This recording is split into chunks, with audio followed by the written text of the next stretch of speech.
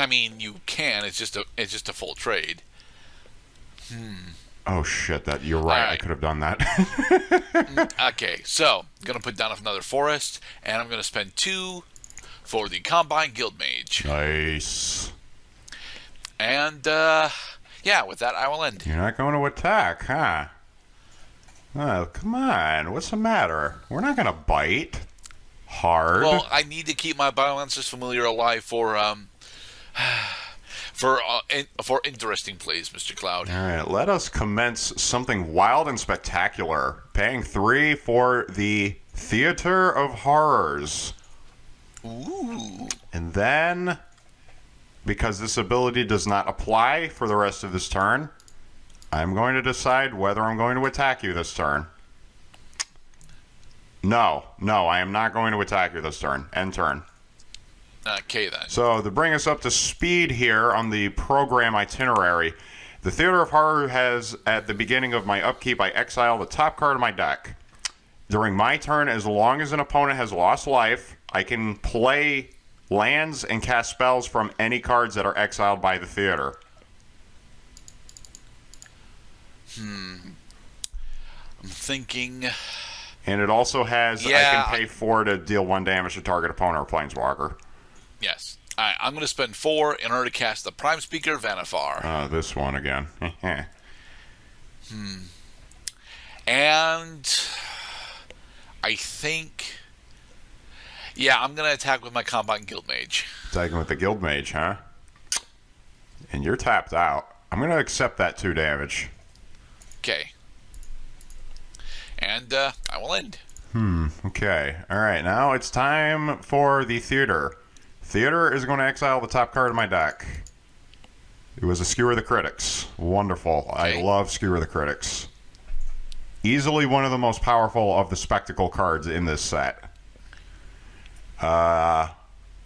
Let's play next. Oh, goodness me, these tap abilities. What are we going to do about all of these tap abilities? 3 damage to any target. But I just want this one to die is the thing, because I definitely do not want you to start developing on a creature. Pay 3. Okay. Pay 3 to cast Bedevil. Ooh. Destroy Right. target creature type Vanifar. All right. There. I feel bad now because I have not yet let Vanifar even survive for 1 full cycle yet. And then I am going to end my turn again. Okay, then.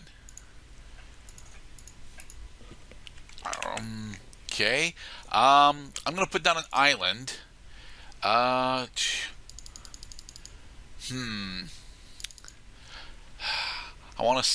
do want to save that for now. We have a much more even mana development among the players here.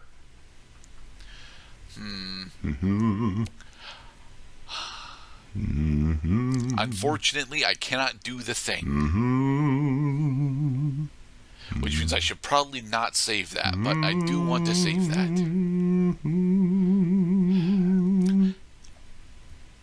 Alright, I'm going to attack with my Combine Guild Mage. Attacking with the Guild Mage.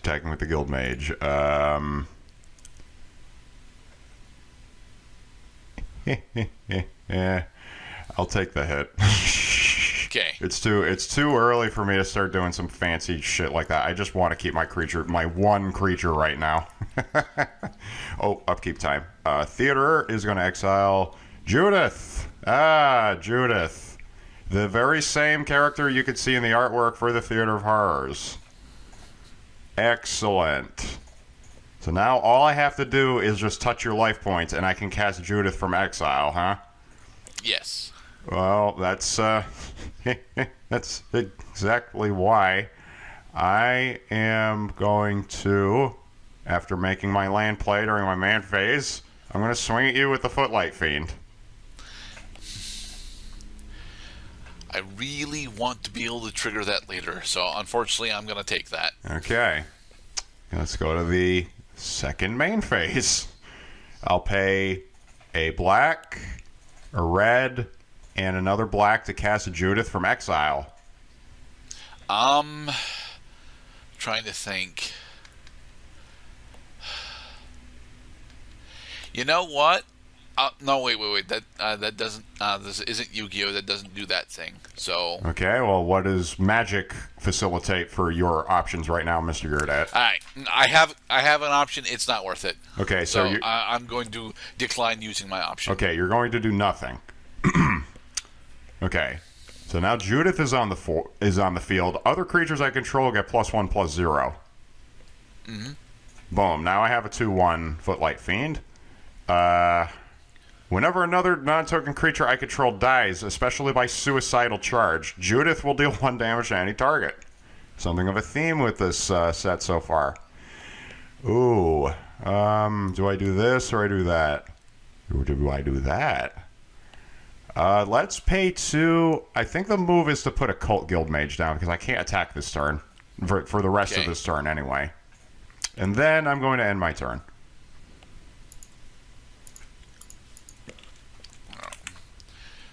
Oh, it is a land, but unfortunately it enters tapped. Well, you got your gate. I did. This this Ravnica Allegiance didn't really provide a lot of variety of non-basic lands. Mostly gates and plaza. That's it. Well, as you've shown off, we do actually have the shock lands. It's just that I'm not running the shock lands specifically because although they're really good, I knew I was going to have problems keeping high life counts, and I'm relatively slow when I don't get my guns. So I'm going to end. Oh dear. Okay, you can do that. You're leaving yourself a conspicuously large amount of mana available. But I did take note that getting denied that 6 mana was rather disappointing for you. Yes. Which means big things are happening. But first, Exile, the top card of my library with the Theater of Horrors.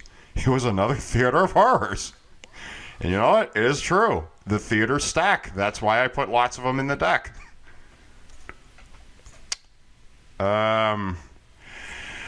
Oh dear. Yep, looks like I'm going to have to play the... Yep, I'm going to play the Plaza of Harmony, which means that because I do not control a Rakdos Guildgate, I don't gain 3 life points. Right. But, and also because I don't control a gate, the only type of mana it can produce is gray colored. Right. Damn it.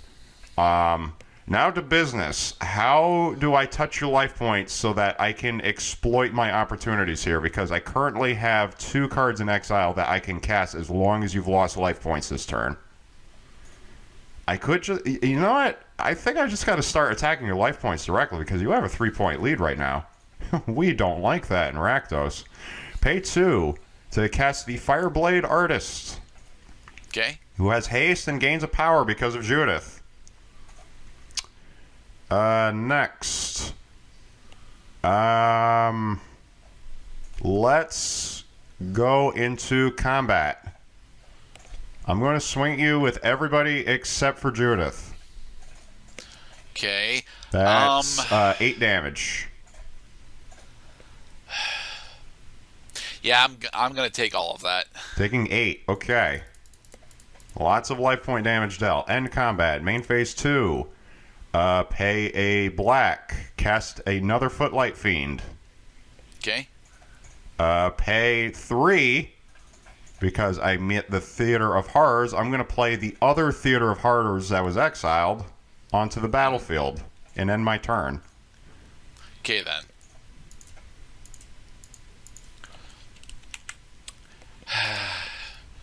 That is not what I wanted. So, I'm going to spend 1 and tap my Combine Guild Mage in order to use the blue effect of the green effect on it. Each turn, each creature you control enters with an additional +1/+1 counter on it. Hold it. You have to pay 2 mana to use that ability.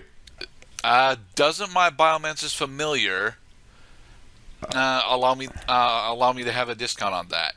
Activated abilities of creatures you control, Combine Guild Mage being the subject, Costs 2 grays less to activate. This effect can't reduce the amount of mana and ability costs to activate to less than 1 mana. So indeed, that's why you could pay only 1 mana.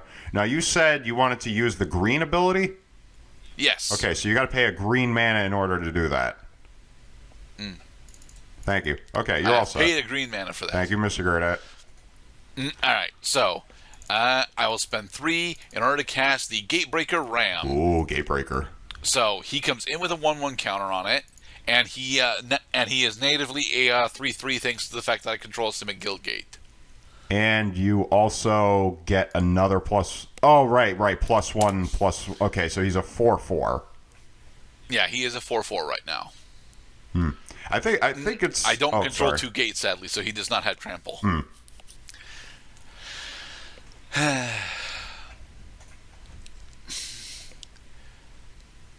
All right.